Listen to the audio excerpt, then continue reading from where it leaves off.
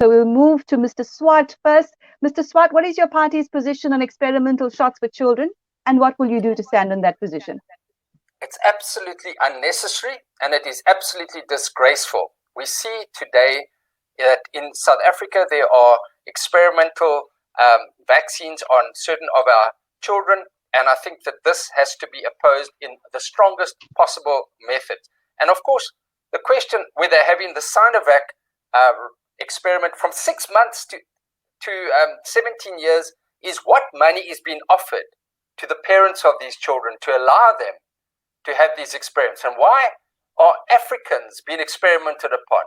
This we must oppose, but let's take a step back. Let's even consider masks for children at schools and the impact that that has on their health.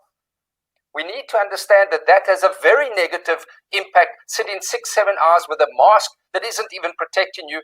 And when you consider, and I'm sure the doctors on board here will agree with me, that children have a very high level of natural immunities, and that it is totally unnecessary, and it's absolutely disgraceful and disgusting, and we've got to take a strong stance together as society. We've got to stand up and oppose this in the strongest possible methods, as well as litigating on these issues. We've allowed masks to be imposed on schools and school children. Now we are allowing this experimentation to take place. We cannot allow it to continue. It's time for society to stand up and say, draw a line in the sand and say, so far and no further.